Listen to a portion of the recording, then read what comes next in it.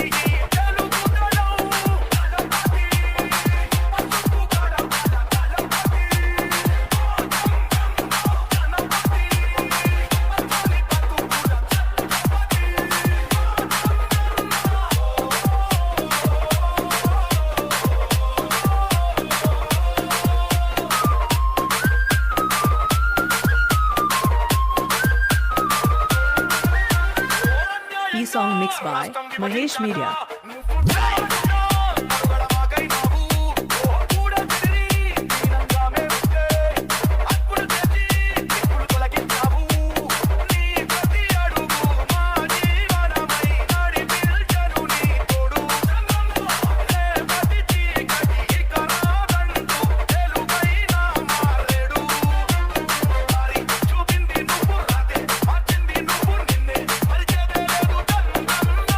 Song mixed by Mahesh Media.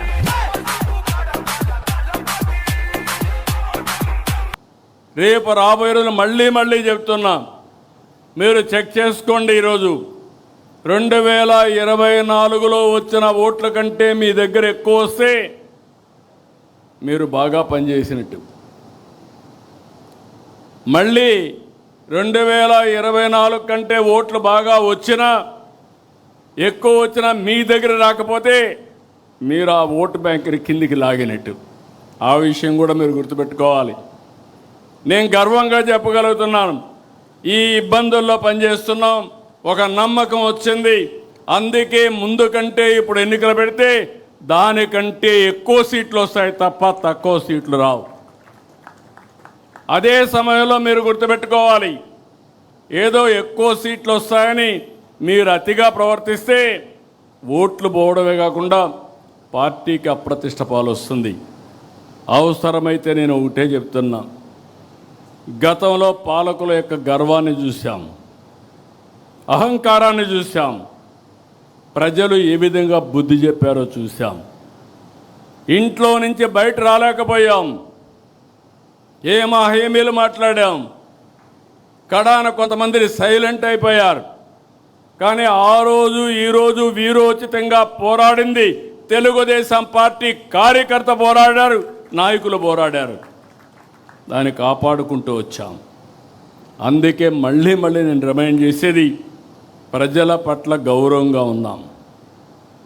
బూతులు, వివాదాలు, దాడులు, గొడవలు, సెటిల్మెంట్లు ఇవి మన దగ్గరికి రాకూడదు. మొన్నటి వరకు మిమ్మల్ని ప్రజలంతా కూడా పెద్ద ఎత్తున సహకరించారు, మీ మీద ఒక నమ్మకం పెట్టుకున్నారు.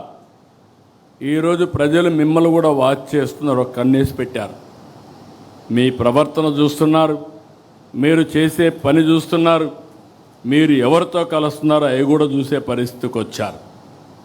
ఈ విషయాలు మీరు గుర్తుపెట్టుకోవాల్సిన అవసరం ఉంది. ఎవరైనా అధికారం ఉందని ఎగో ప్రదర్శిస్తే భవిష్యత్తులో నష్టపోయేది మీరు, పార్టీ. అందుకనే మళ్ళీ కోరుతున్నా, చిన్నపాటి కలహాలు కూడా రాకూడదు. ఫ్లెక్సీల దగ్గర, ఫోటోల దగ్గర, కుర్చీల దగ్గర. నేను I'm very clear on that. ఎవరో ప్రధానమంత్రి వస్తే నన్ను సెక్యూరిటీ పక్కకు వస్తాడు, అతనికి తెలియదు, అతను డ్యూటీ ఆయన చేస్తాడు. దానిపైన నేను ప్రధానమంత్రి గారి దగ్గరికి వస్తే నన్ను చేశారనుకుంటే తప్పు అవుతుంది. ఈ విషయాలు మీరు గుర్తుపెట్టుకోవాలి. నేను చాలాసార్లు చూస్తున్నా ఇవన్నీ. అందుకే మళ్ళీ మీ అందరికీ చెప్తున్నా, ఈ యొక్క మీరు సత్ప్రవర్తన కింది వాళ్ళకు కూడా నేర్పించాలి.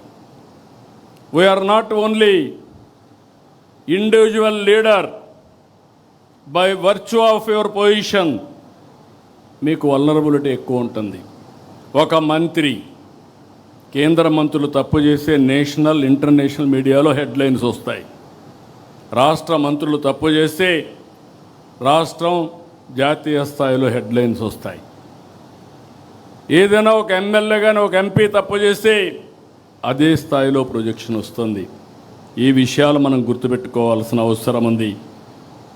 అందుకనే నేను కూడా అనునిత్యం పనిచేయడమే కాకుండా పార్టీ క్రమశిక్షణ కాపాడడానికి కూడా అన్ని విధాల ముందుకు పోతామని చెప్పి కూడా నేను మీకు తెలియజేస్తున్నా. త్వరలో స్థానిక సంస్థల ఎన్నికలు వస్తాయి. చేసిన అభివృద్ధి చెప్దాం, తెచ్చిన మార్పు చెప్దాం, పడిన కష్టాన్ని వివరిద్దాం, దేనికోసం కష్టపడ్డామో ఇవన్నీ చెప్పి కానీ మనం ముందుకు పోగలిగితే నాకు అనుమానం లేదు, రాబోయేది వన్ సైడ్ ఎలక్షన్స్ ఉంటాయి. 2024 అసెంబ్లీ కంటే మెరుగైన ఫలితాలు చూడబోతున్నామని మీ అందరికీ తెలియజేస్తున్నా. మళ్ళా అభ్యర్థుల ఎంపికలో మీరు తప్పు చేస్తామంటే మాత్రం కుదరదు. ఏది కూడా ప్రతి ఒక్కటి కూడా నిష్ఠతో చేయాలి, మనసు పెట్టి చేయాలి, భవిష్యత్తు కోసం పనిచేయాల్సిన అవసరం ఉంది. కొంతమంది అనుకుంటున్నాం ఏదో మేము అయిపోయాం, ఎమ్మెల్యే అయిపోయాం, మంత్రులు అయిపోయామని.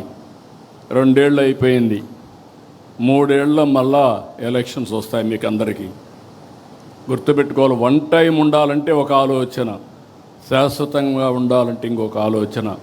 శాశ్వతంగా ఉండాలంటే శ్రమపడ్డాలి. ఏమైనా పర్వాలేదు, పార్టీ ఏమైనా పర్లేదు, పార్టీ మీద ఉంటే నేను గెలుస్తానంటే మాత్రం కుదరదు. ఈ విషయం మనందరికీ గుర్తుండాల్సిన అవసరం ఉంది. దయచేసి ఇక్కడ పిలిచింది కూడా ఈరోజు నేను ఎంపీలని పిలిచాను, ఎమ్మెల్యేలను పిలిచాను, నేషనల్ పార్టీ ఎగ్జిక్యూటివ్స్ కానీ కార్యవర్గాన్ని అందరిని పిలిచాం, రాష్ట్ర పార్టీ కార్యవర్గాన్ని పిలిచాం. అందరం కూడా ఈ రోజు నుంచి మనస్పర్ధలు లేకుండా అందరం కూడా ఒక పద్ధతి ప్రకారం పనిచేసే పరిస్థితి రావాలి.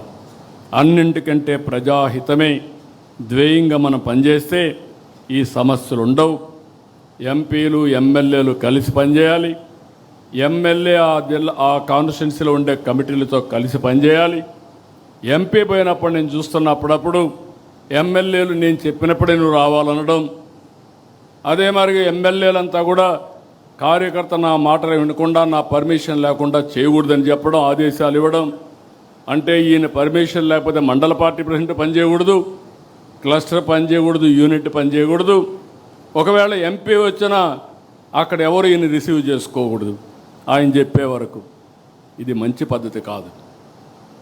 ఒకప్పుడు తెలుగుదేశం పార్టీ ఒక ఉన్నతమైన సాంప్రదాయాలతో, ఒక మండల పార్టీ ఎన్నిక ఎమ్మెల్యేకి సంబంధం లేదు, ఆ మీటింగ్లో ఆయన ఉండడు.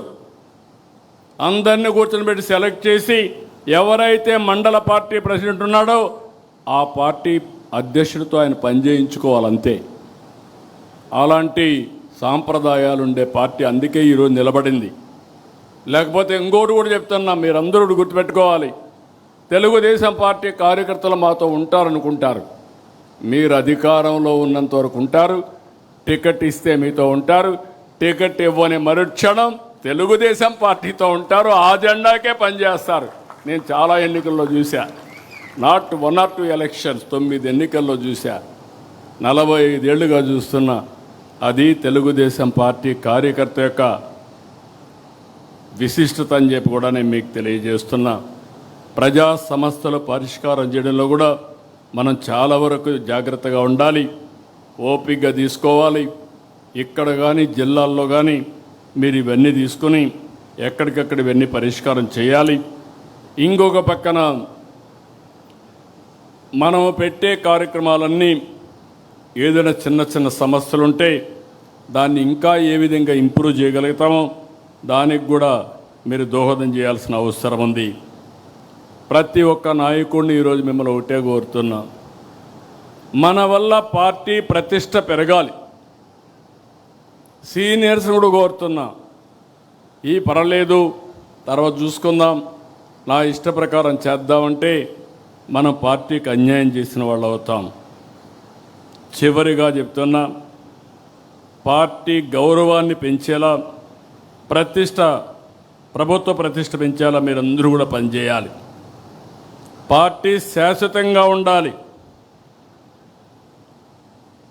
అధికారంతోనే ఉండాలి.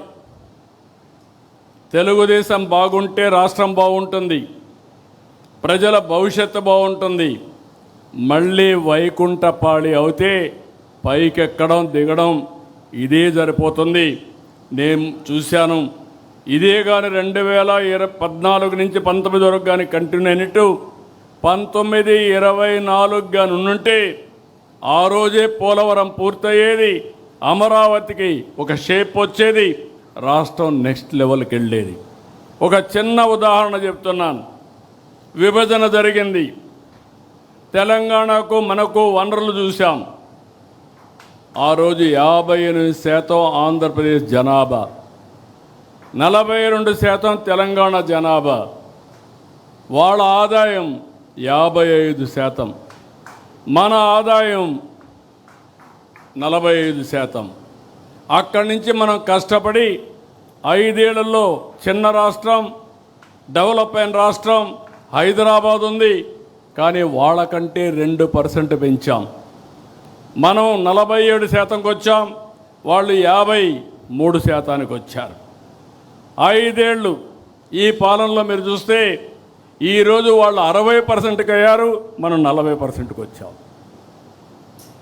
సో విభజన రోజు ఉండే దానికంటే 5% తగ్గించేశారు, వాళ్ళు 5% పెరిగారు. మనం ఉన్నప్పుడు ఆ గ్యాప్ని 2% పెంచి 6% చేస్తే ఇప్పుడు 20% అయిపోయింది. 20% వనరుల్లో వాళ్లకు మనకు వ్యత్యాసం ఉందంటే ఒక ప్రభుత్వం యొక్క పరిపాలన, ఆ ప్రభుత్వం యొక్క విధ్వంసం, ఈ విషయాలు మీరు గుర్తుపెట్టుకోవాల్సిన అవసరం ఉంది. ఇది పదే పదే మీరు స్టడీ చేయాలి, మీరు అర్థం చేసుకోవాలి. మీరందరూ కూడా చాలా బిజీగా ఉంటాం, నేను కూడా బిజీనే.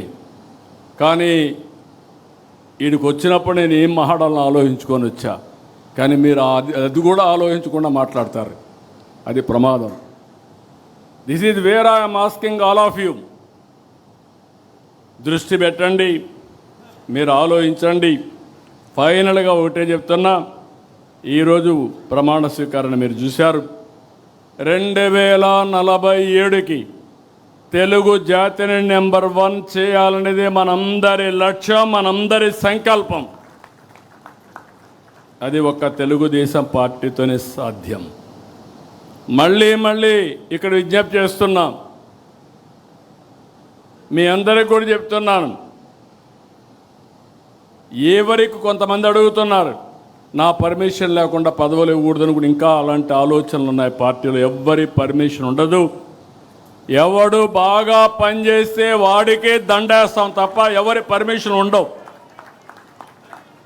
పార్టీ ఎవరిని నియమిస్తే వాళ్ళకు అండగా నిలబడడం, వాళ్ళతో కలిసి పనిచేయడం మీ బాధ్యత, మనందరి బాధ్యత, నా బాధ్యత కూడా. ఇంకా విధానాన్ని రూపకల్పన చేసుకుందాం. ఏ విధంగా అవార్డు వాళ్ళని గుర్తించాలో చేద్దాం. మీ గౌరవం పెరగాలంటే మీ నియోజకవర్గం బలంగా ఉండాలి. మీ నియోజకవర్గం బలహీనపడి మీరు బలపడాలంటే, మీ గౌరవం పెరగాలంటే పెరగదని చెప్పి కూడా నేను మీకు తెలియజేస్తున్నా. నేను బ్లంట్గానే చెప్తున్నా. ఈరోజు ఏమనుకోవద్దండి, మనసిప్పి మాట్లాడాలి. మనసిప్పి మాట్లాడకపోతే మీరు ఏమనుకుంటారంటే, ఎవరైనా పని చేయకపోయినా నాకు గౌరవం ఇవ్వమంటారు, నేను ఫస్ట్ నుంచి ఉన్నాను నాకు గౌరవం ఇవ్వమంటారు. కావాలంటే మా ఇంటి పిలిచి ఒక కాఫీ ఇస్తాను, కానీ పార్టీ కోసం పనిచేసిన వాళ్ళకే గుర్తింపు ఉంటుంది.